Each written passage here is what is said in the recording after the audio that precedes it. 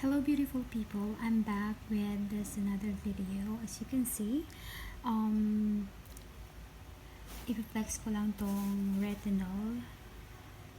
Nababasa nyo naman siguro, Vibrant Glamour. Okay,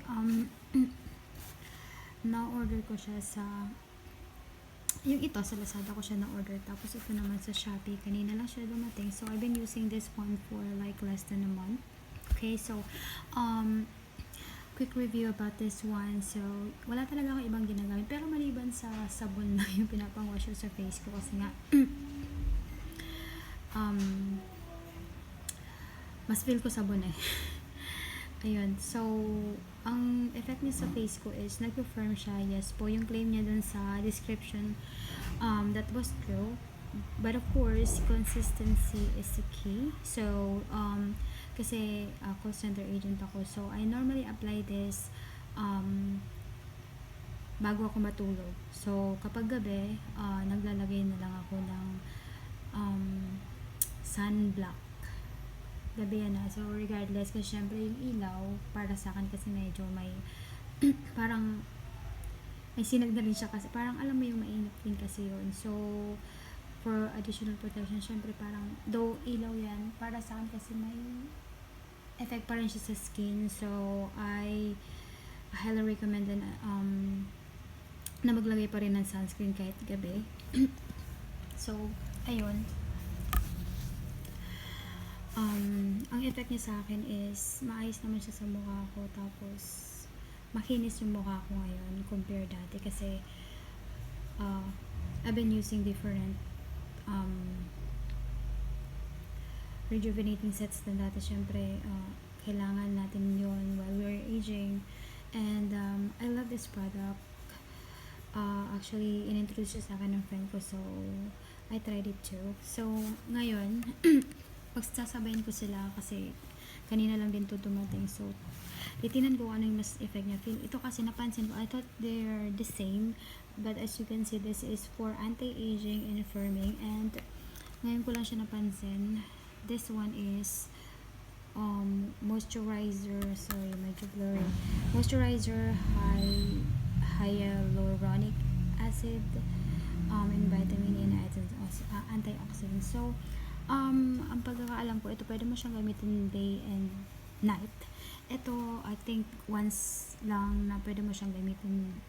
Pero sa akin kasi ginagamit ko siya once lang kasi masama rin sobrang alagay. Alright, yung as you can see, this is medyo matapang sila, so hindi siya nakaka-sensitive yan sa skin, so we have to be careful. And dapat yung paglagay niya is konti-konti lang talaga, yung wag gigil, yung sobrang dami kasi masama yung sobrang dami, mamaya imbis na maging maganda yung effect, mapasama pa. So we have to follow the instructions na lang for safety na din sa skin natin. And of course, hindi ibig sabihin na hiyang sa akin, ihiyang din sa inyo. You always have to try this to your skin before applying it to your face talaga. So, yun lang yung masasabi ko. So, ayun, try nyo din. And I love this product. So, I think I'm going to continue using this since retinol is the perfect anti-aging cream. You know, para ma-prevent natin yung mabilis na pagtanda ng face sa mga body conscious din, sa mga mahilig magpaganda dyan na kagaya ko. So this is affordable retinol para sa iyo kasi kagaya ko na breadwinner po kasi ako, so talagang naghahanap ako ng affordable. So luckily nakita ko tong product na to kasi ang tagal ko nang gusto gumamit ng retinol kasi medyo pricey talaga siya, aminado ako. So medyo mahal talaga yung retinol para sa akin, hindi siya pasok sa budget ko, though kaya ko siyang bumili, pero syempre mas unahin ko yung dapat kong unahin. So ako, iniano ko na lang muna yung kaya kong bilhin lang. So luckily meron akong nakitang ganitong product, so I'm happy na kaya ko siyang, na parang sige, tolerate ko yung price. So ayun, yun lang masasabi ko. So be careful. And also para sa akin, I always wash my face before sleeping, regardless, kahit pagod na pagod ako, never ako kakalimutan mag-wash ng face. And by the way, huwag na huwag niyong kakalimutan maglagay ng moisturizer kasi honestly nakaka-dry din to kapag kulang yung moisturizer. Pero kapag oily yung face mo, I think depende sa inyo kung ano. I think once or every morning ka maglagay, isasabay mo dito sa cream na to, or dito pwede naman, depende sa inyo. Pero kung yung oily yung face mo, I think depende kung gaano nyo kadalas. Ako kasi oily yung face ko, saka medyo ano na, so hindi ako masyadong lalagay na ng moisturizer. So yun lang, sana makatulong to sa inyo.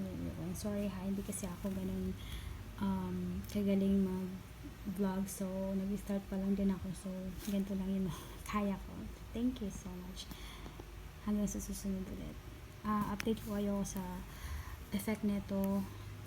So ito na siya, actually matipid to, so update ko kayo after a month maybe. So since I've been using this for less than a month, so I'm going to review dito. So since pagsasabihin ko sila, okay, bye, ingat kayo lagi.